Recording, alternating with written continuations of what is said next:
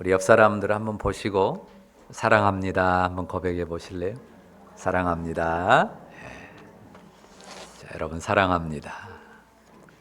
자, 우리가 성탄절을 앞두고 이제 예수 그리스도의 계보를 살피고 있습니다.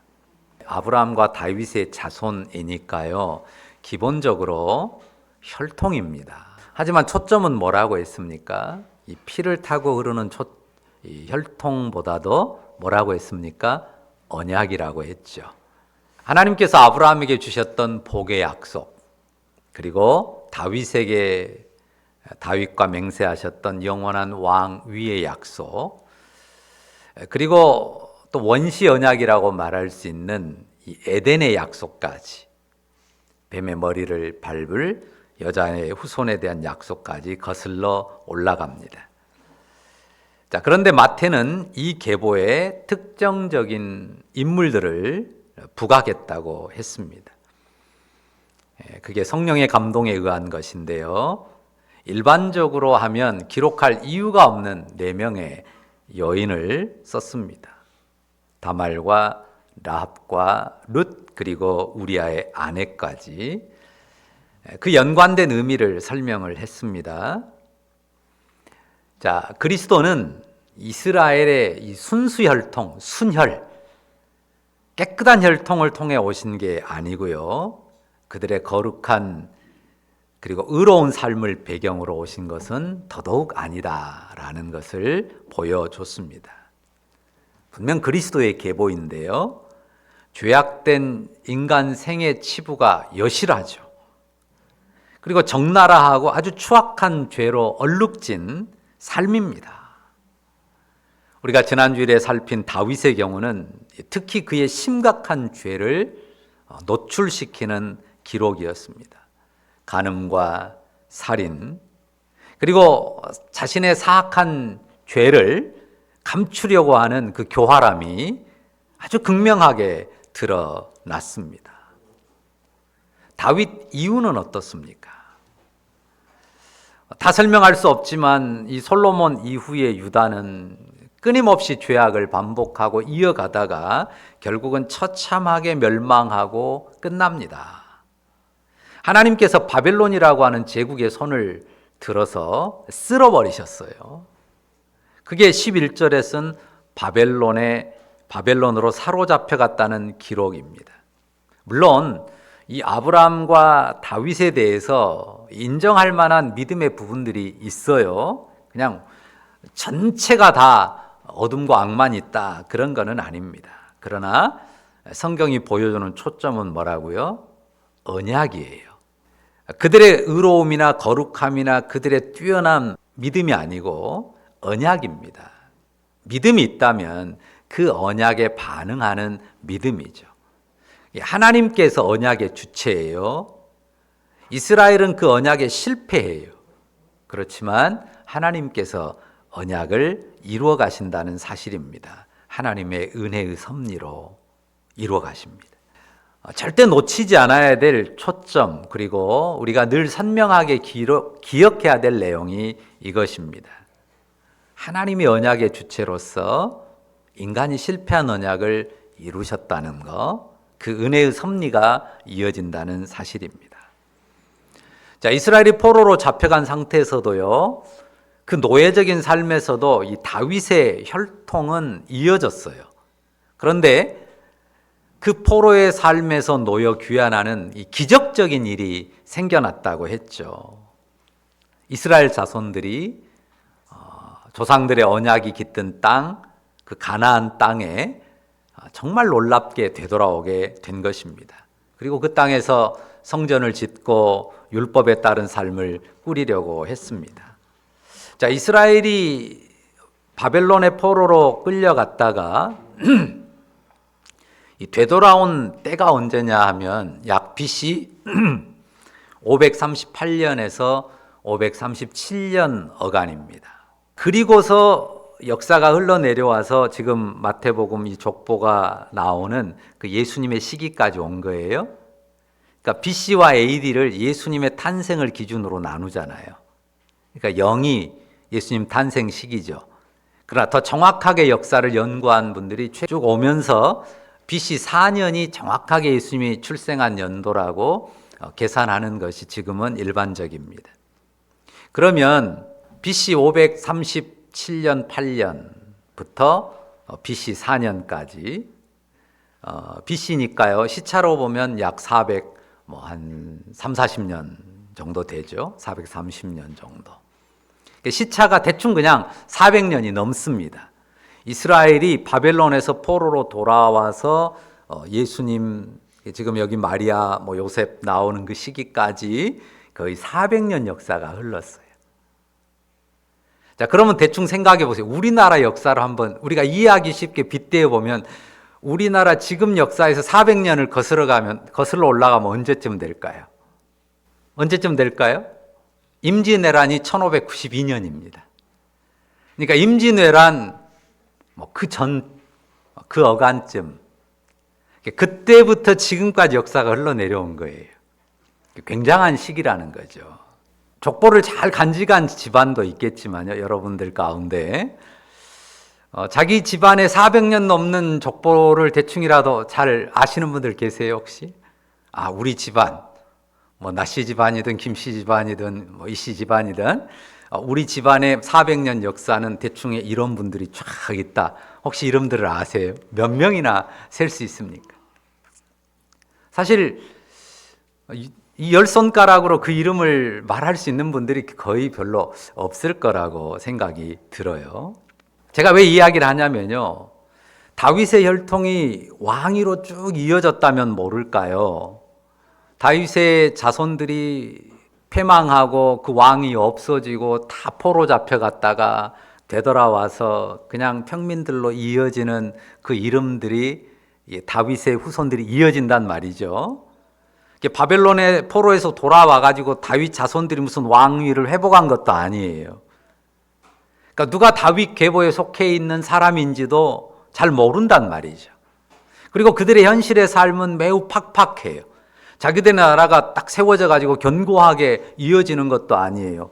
돌아와서 성전을 짓고 또 성벽도 짓고 율법을 따라서 나라를 잘 이루려고 했지만 페르시아 제국이 지배를 했고 그 다음에는 알렉산더의 그리스 제국이 또 지배를 했고요. 그리스를 무너뜨린 로마가 지금 이 당시까지 지배하고 있단 말이에요. 그리고 로마의 권세에 빌붙은 에돔 사람 헤롯이라는 자가 권세를 행사하고 있어요. 그런 형국이에요. 그런 가운데 이제 막연하게 어렴풋하게 이 사람들이 붙드는 이 다윗의 후손이 와서 우리를 구원하기를 바라는 이스라엘 나라를 회복하기를 바라는 그 꿈은 있지만요. 주변에 누가 다윗의 자손이 있나, 그 가문에 누가 있나, 그런 걸 살피고 그런 거 연구하고 그럴 어떤 여력이나 상황이 아니라고 하는 것입니다. 그냥 막연한 기대 정도입니다. 언약은 있어요. 뭐가 있다고요? 이스라엘의 언약이 있어요. 언약에 대한 기대가 사라진 것도 아니에요. 그렇지만 그 당시의 현실은 그 언약에 대한 기대가 희미했다고 하는 것입니다. 자, 그런 가운데 여기 16절에 다윗 계보 중에 야곱이란 사람이 마리아의 남편이 된 요셉을 낳았다고 나옵니다.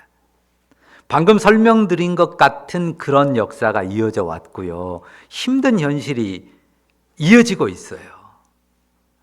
자신은 물론, 요셉 자신은 물론 그 요셉 주변에서도요, 요셉이 저 사람 다윗의 자손이야. 혹시 저 집안에 뭔 일이 있을지 몰라. 이런 기대를 가진 사람이 눈 씻고 찾아봐도 없다는 그런 사실을 제가 말씀드리는 거예요.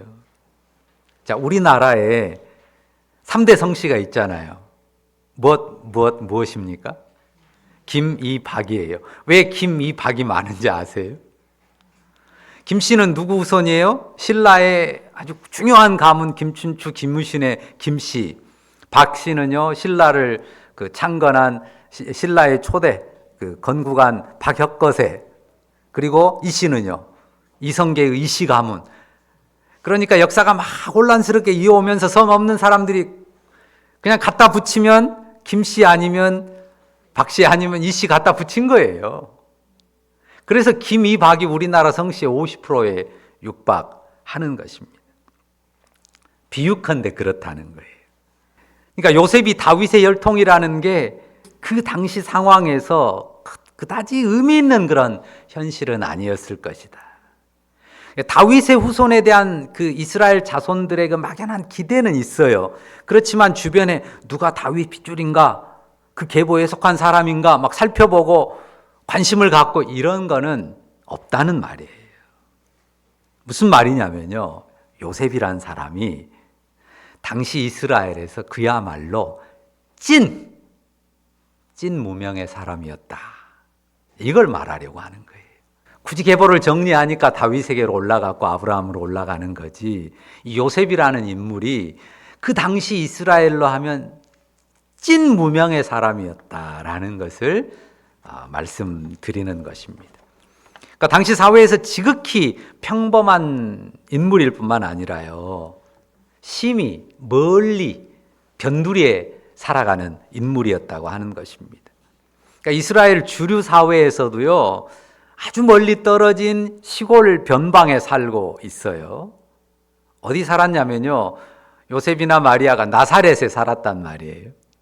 그러면 나사렛이 그냥 우리 한반도, 물론 이 이스라엘 땅 자체가 적긴 하지만 우리 한반도를 놓고 예를 들어 서울, 한양 아니면 평양을 놓고 보면 저기 함경도 그런 느낌이에요. 그런 곳에 이름 없이 찐 무명의 사람으로 살아가는 그런 요셉이었다라고 하는 거죠. 그런 곳에 살아가는 무명의 목수 청년이었습니다. 하나님께서 그를 택하신 거예요. 그리고 그와 정혼한 처녀 마리아를 택한 것이에요. 마리아를 택하고 요셉을 택했는지, 요셉을 택하고 마리아를 택했는지 순서를 정할 수는 없겠지만 그런 요셉과 마리아를 택했다고 하는 것입니다. 오늘 설교 제목이 뭔가요? 마리아에게서 예수가 나심이라고 썼죠.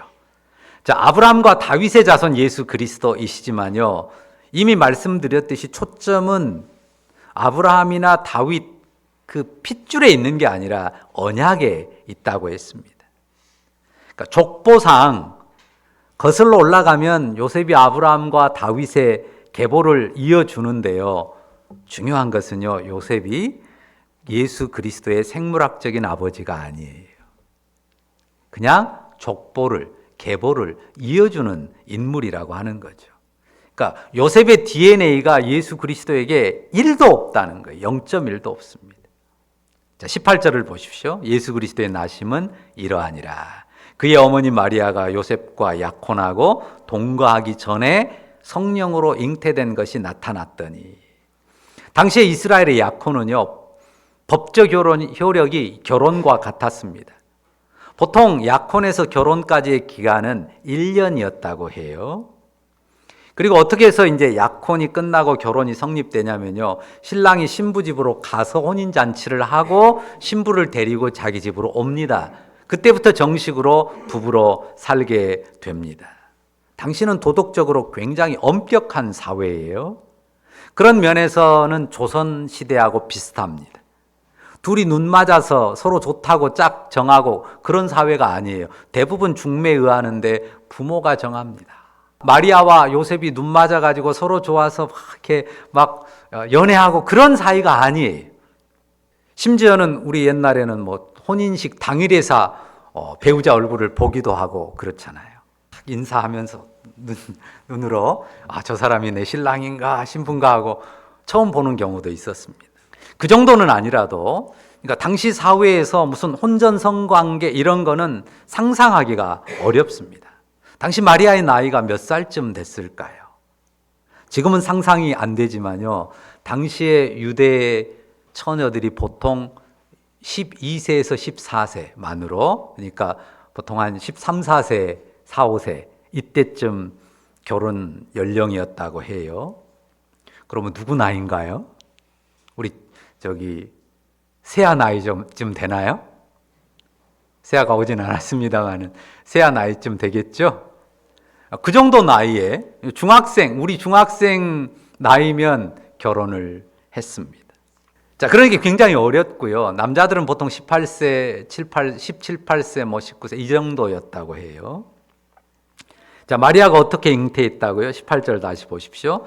요셉과 약혼하고 동거하기 전에 성령으로 잉태된 것이 나타났더니, 여기 강조는 뭐냐면요, 남자 사람의 씨를 받지 않았다는 겁니다.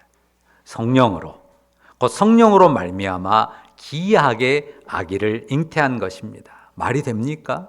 말은 되죠. 그렇지만 우리가 어불성설이라고 하잖아요. 말은 되는데 말이 안 됩니다. 그 요셉이 어떻게 이 말을 믿겠냐고요. 그래서 요셉이 어떻게 하려고 하는지 보세요. 19절 보십시오. 그의 남편 요셉은 의로운 사람이라 그를 드러내지 아니하고 가만히 끊고자 이 일을 생각했다고 하잖아요. 여기 의로운 사람이라는 표현은요, 긴 설명 안 하겠습니다. 그냥 착한 사람이라는 표현이에요. 요셉이 선한 사람이고요, 아주 유순한 사람이었습니다. 천성적으로 독하거나 모질지 못한 그런 사람이었다는 뜻이에요. 그래도 말이 안 되고 이해가 안 되잖아요, 요셉 입장에서. 요셉 자신은 마리아와 잠자리를 한 적이 없단 말입니다. 마리아 편에서 들려주는 설명이, 전해오는 설명이 있었겠지만요, 어떻게 생각이 들어요? 불편한 진실을 숨기기 위해 지어낸 말이겠거니. 그렇게밖에 생각이 안 된단 말이죠. 그래서 어떻게 하려고 했다고요? 가만히 끊고자 했어요. 이 사람이 독하고 모진 사람이 아니라요, 착한 사람이라요. 마리아가 혹 그렇게 했을지라도 그냥 조용히 모른 척 해주자, 이렇게 생각한 겁니다. 그런데 꿈에 주의 사자가 나타난 거예요. 그 꿈이 그냥 우리가 흔히 개꿈이라고 말하는 그런 식의 꿈이 아니라 너무도 선명해요. 진짜 주의 사자가, 주의 천사가 나타난 것과 같고, 그 메시지가 너무도 강력했습니다. 거스를 수가 없었어요. 뭐라고 합니까? 20절은 같이 볼까요? 같이 읽어보죠. 이 일을 생각할 때, 시작. 이 일을 생각할 때에 주의 사자가 현몽하여 이르되 다윗의 자손 요셉아, 네 아내 마리아 데려오기를 무서워하지 말라. 그에게 잉태된 자는 성령으로 된 것이라. 자, 마리아가 이 추악한 진실을 덮으려고 지어낸 이야기가 아니야. 마리아가 성령으로 잉태했다는 게 자기의 추악한 진실을, 더러운 죄를 덮으려고 지어낸 이야기가 아니야. 마리아의 태에 잉태된 아기는 진정 성령의 씨로 된 것이 정확한 사실이야 라고 천사가 또렷하게 확인해 준 것입니다. 21절도 읽어볼까요? 같이 읽습니다. 아들을 낳으리니 이름을 예수라 하라. 이는 그가 자기 백성을 그들의 죄에서 구원할 자이심이라 하니라. 아이의 이름까지 지어주죠. 예수라고 하라고. 그 이름의 뜻이요, 예수, 여호와는 구원이시다라는 뜻이에요. 구약의 예수아나 여호수아하고 비슷한 뜻입니다. 그렇게 이름 짓는 이유가 뭡니까? 이는 그가 자기 백성을 그들의 죄에서 구원할 자이시기 때문이죠.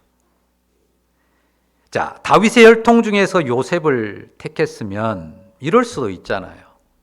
그냥 다윗의 후손인 요셉과 마리아 사이에서 낳은, 통상적으로 낳은, 그들의 부부관계에서 낳은 아이로 언약을 이루시면 안 될까요? 그래도 되잖아요. 그런데 굳이 이렇게 복잡한 방식을 취하는 이유가 무엇입니까? 바로 이것입니다. 이는 그가 자기 백성을 그들의 죄에서 구원할 자이시기 때문입니다. 왜 이렇게 해요?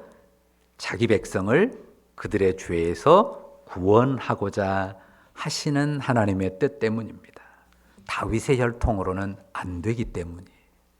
다윗의 혈통, 사람의 씨로는 그 일이 불가능하기 때문입니다. 봤잖아요, 다윗의 사악함을.